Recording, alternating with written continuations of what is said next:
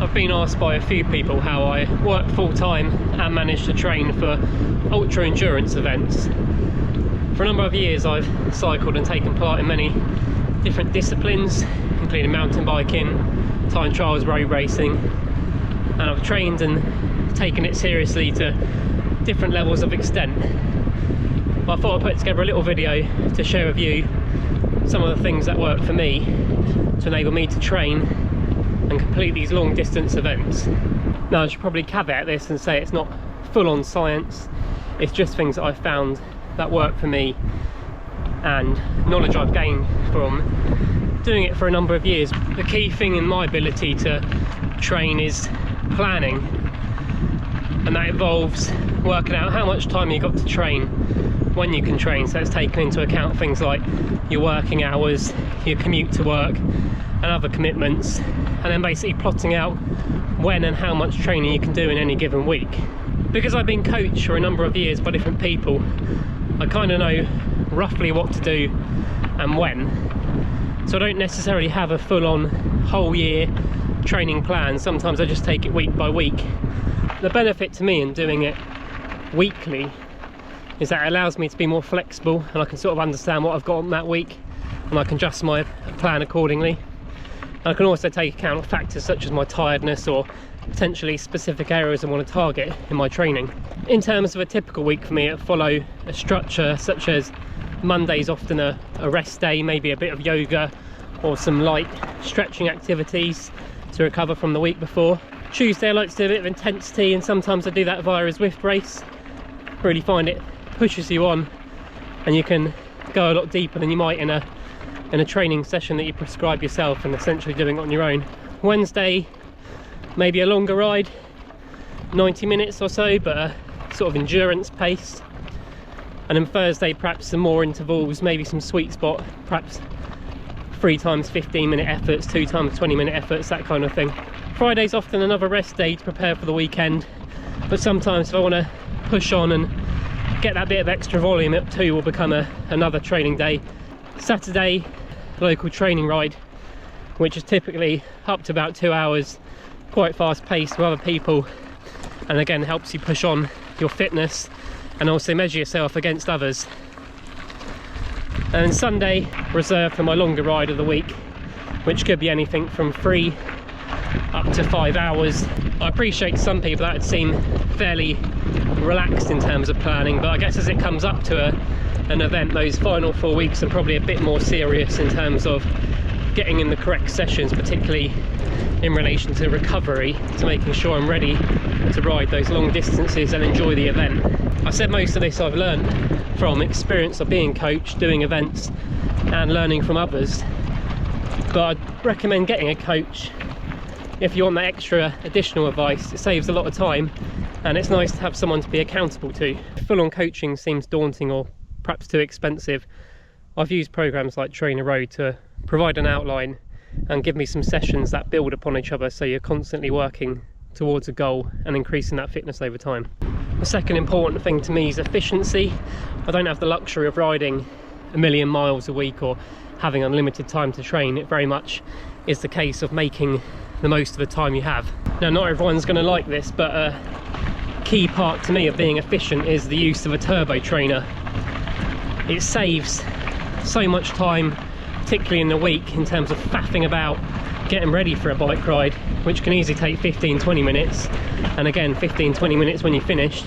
Whereas if you're using a turbo, you can essentially jump on it, get your session done, and you probably saved yourself half an hour. Some people might say this isn't real cycling, but if anything, I found the mental fortitude of doing a really long turbo session in the middle of winter when it's icy and cold outside, reaching times of 4, maybe 5 hours, is actually hugely beneficial mentally in terms of giving you that resilience when you come to do a long distance or ultra cycling event.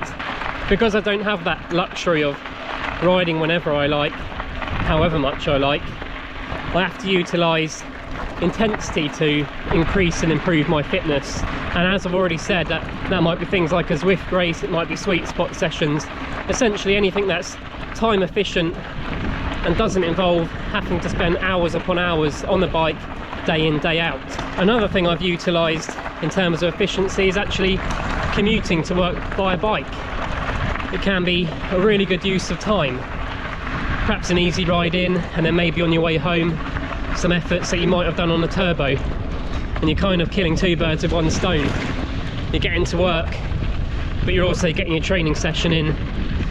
The third element of my training is long rides. Now, I don't have the luxury of being able to do this every single day, but I make sure at least once a week I'm getting a longer ride in. Often on a Sunday, again, it could be anything from 4 to 6 hours. Often with friends with a nice cafe stop, helps pass the time. Now, as I get closer to a key event, I will start doing some extra long rides, perhaps an overnight bivvy trip to practice those other skills that come with ultra racing, but also to get a double day in, so perhaps a 5-hour ride on Saturday afternoon, camping out somewhere, and then a 5-hour ride back on Sunday morning. You're essentially getting your extra 5-hour ride in when you're already tired, plus you're learning some of those skills involved in being efficient and working out what kit or equipment you might need to take on your trip. For me, is you can't train for an ultra event by riding the distance in training. It is all a bit of an unknown until you do that event itself, but it's really surprising how far you can actually push yourself and keep going. This is particularly so if you put in that work on the turbo, those more intense sessions that really build your fitness, enable you to ride at slightly higher power for much longer duration.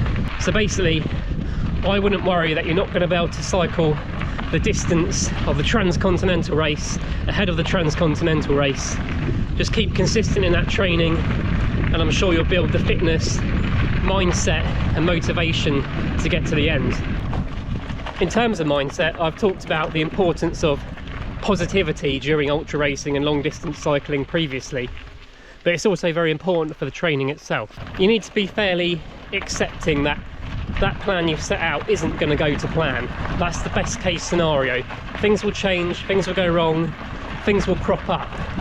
It's just a part of life. If you take it too seriously, mentally you'll probably burn yourself out, and you'll probably lose motivation to actually do the event.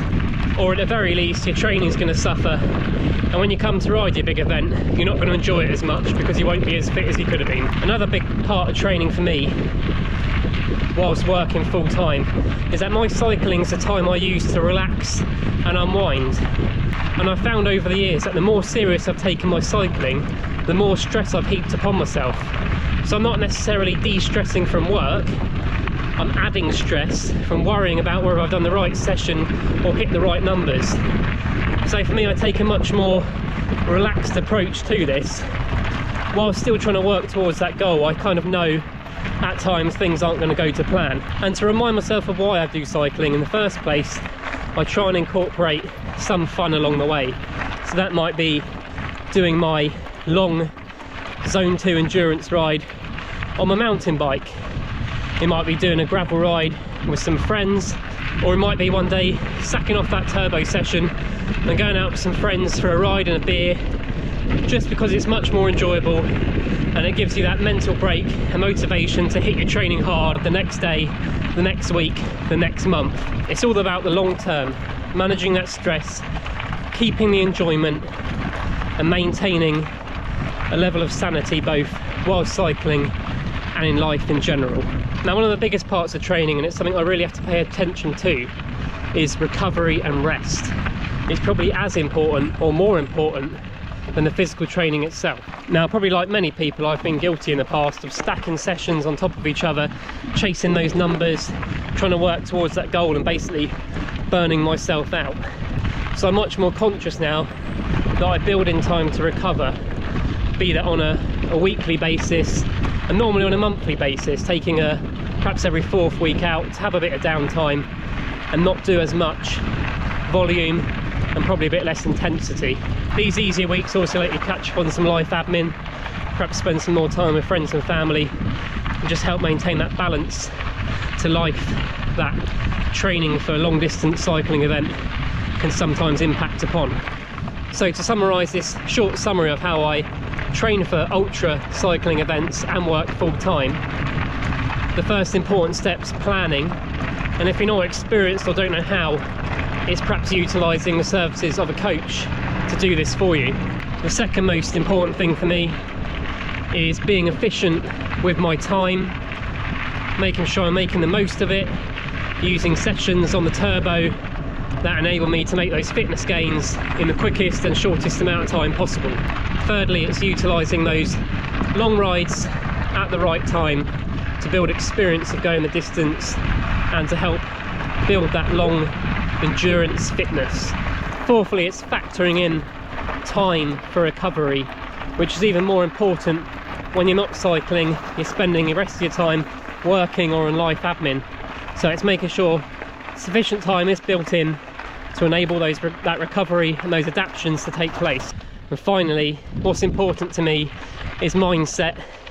It's accepting that things will go wrong and remembering to have some fun along the way, because you got into cycling in the first place for enjoyment, leisure, and as a means of getting rid of some of that stress life brings with it.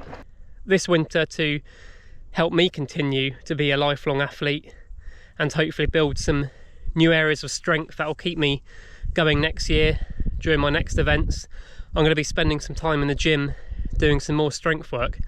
I'm quite looking forward to it because it'll be a little refresher from what I'm normally used to.